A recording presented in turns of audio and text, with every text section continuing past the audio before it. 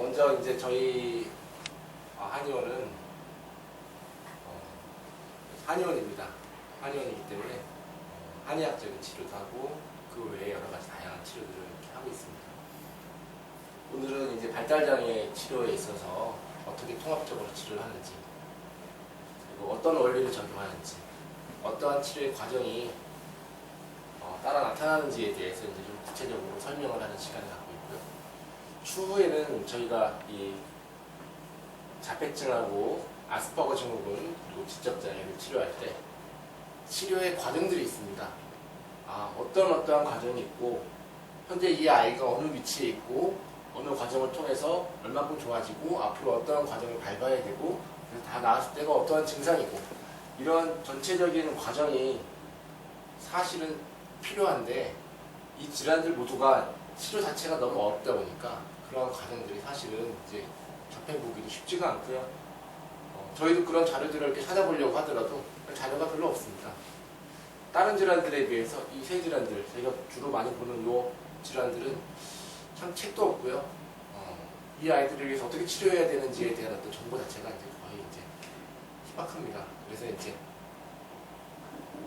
보통은 이제 특수교육을 전공하신 분들이 이제 특수 치료를 하거나 뭐 언어 치료나 놀이 치료, 뭐 미술 치료, 의학 치료 이런 어떤 다양한 치료들을 이렇게 하고 있는데 굉장히 어렵죠. 사실은 이 질환 자체가 어려운 질환이고 쉽지 않죠. 그래서 어떻게 치료를 해야 되는지 어떠한 과정이 있는지에 대해서 오늘은 좀 큰 틀을 좀 잡아가는 시간이라고 보시면 될 것 같습니다. 저희는 처음에는 한의원을 하다가 학습과 관련된 부분들을 이렇게 자격증을 따면서 치료를 하기 시작했습니다. 너무 공부하기 힘들어하는 아이들을 이렇게 치료를 하기 시작했었고요.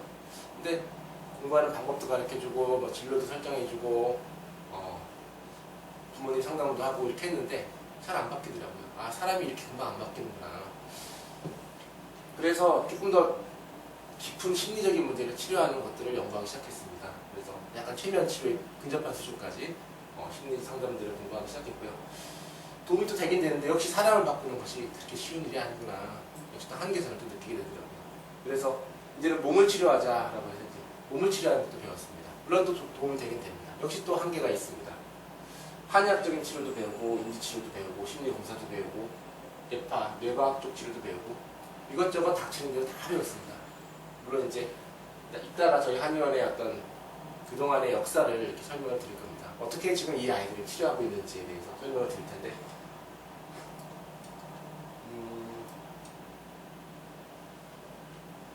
최근 3년 사이에 이제 한 저희 강연의 내용들입니다.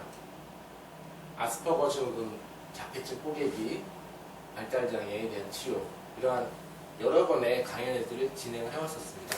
물론 이전에는 학습장애나 난독증이나 읽기장애, ADHD와 같은 그러한 요거보다는 조금은 덜하지만 소아정신질환을 치료하는 일을 했었습니다. 그래서 먼저는 이제 자폐증, 아스퍼거 증후군, 지적장애에 대해서 물론 잘 아시겠지만 짧게 정리를 하고 넘어가면요. 자폐증은 이제 상호관계 역시 결핍이 있고요. 뿐만 아니라 인지나 언어, 또는 감각과 같은 또는 상동 행동의 문제들을 이렇게 동반하고 있습니다. 그래서 자폐 스펙트럼으로 인해서 인지의 발달에 큰 제한을 받게 되고 역시 언어 발달에도 큰 제한을 받게 됩니다. 그에 비해서 아스퍼거 증후군은 자폐 스펙트럼 계열 중에 가장 약한 증상으로 인지에 있어서는 정상입니다. 말도 제대로 하고 자기 생각도 표현하는데 무반구의 장애로 감정적인 교류가 어렵습니다. 즉 사회적인 소통이 어렵습니다. 그래서 정서적으로나 사회적인 문제들이 학령기 또는 이제 유치원에 들어갔을 때 상당히 많이 이제 발현이 되기 시작하고 사춘기가 되었을 때 상당히 많은 수가 정신질환에 노출됩니다. 우울증이나 강박증, 정신분열증과 같은 다양한 정신질환에 아스퍼거 증후군 아이들이 노출이 되기가 굉장히 쉽습니다. 특히 이제 조금 성기에 왔을 때는 그냥 아스퍼거 증후군으로 오는 경우들도 있겠지만 그런 정신질환을 가지고 오는 경우들이 훨씬 더 많습니다. 지적장애는 못 가르쳐서의 문제가 아니라 분명히 환경적인 자극을 잘 줬음에도 불구하고 뇌 신경 발달의 문제로 지능의 발달에 제한을 가지게 됩니다. 그래서 뭐 경계선 지적장애가 있는 경우도 있고요. 지적장애 3급, 2급, 1급 이렇게 다양한 수준의 지적인 문제를 가지는 경우들이 있습니다. 이 세 가지의 질환 모두의 공통점들은 뇌의 신경학적인 발달의 장애입니다. 단순히 어떤 어머님의 어떤 양육이라든지 부모님의 어떤 태도의 문제가 아니라 신경학적인 부분에 있어서의 발달의 문제이다 보니까 어떤 양육이라든지 돌봄에 의해서 문제는 쉽게 개선이 되지 않습니다. 보통 이러한 발달장애가 생기는 원인은 여러 가지 이유를 들고 있는데 발달장애가 있는 경우에도 뇌는 똑같이 있습니다. 그래서 전두엽도 살아있고 축두엽도 살아있고 여러 가지 뇌는 전체적으로 살아있는데 그런 뇌가 존재함에도 불구하고 임신 중에 특히 스트레스라든지 어떤 염증으로 인해서 태아의 뇌 속에 이제 어떤 그런 염증 물질들이 공격을 하게 됩니다.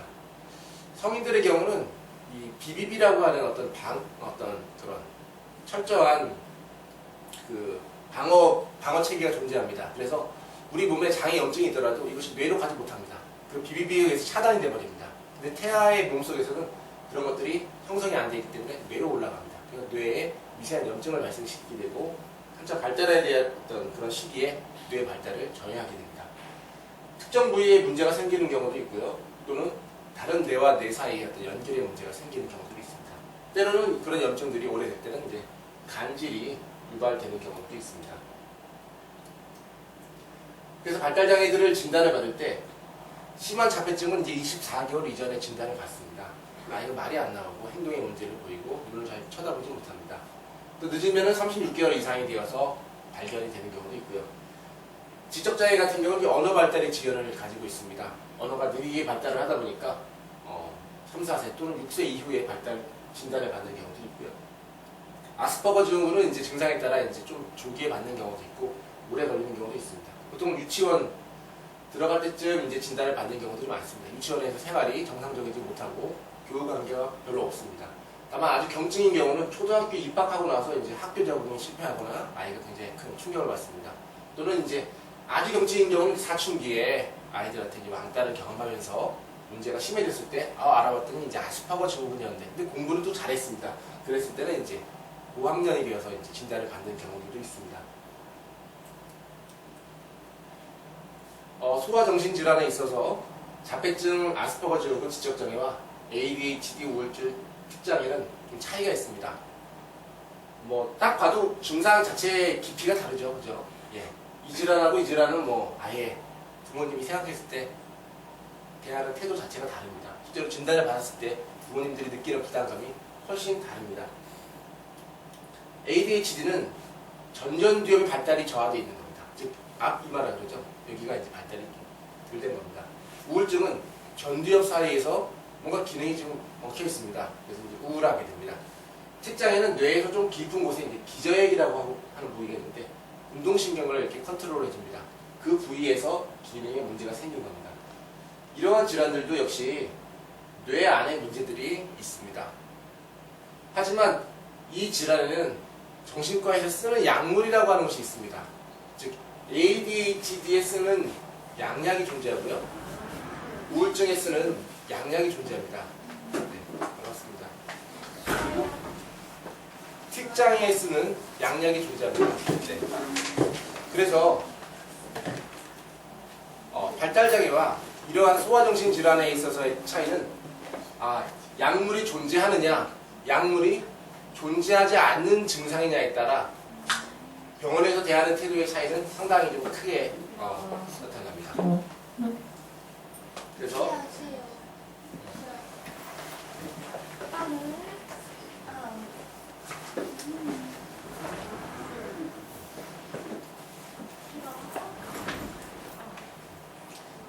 계속 하겠습니다. 네. 그래서 ADHD나 중증 우울증이나 특장애 모두 언어치료, 놀이, 미술, 감통, 인지치료만으로 치료가 되지 않습니다. 보통은 정신과에 가게 되면 ADHD는 약물 치료를 하셔야 됩니다.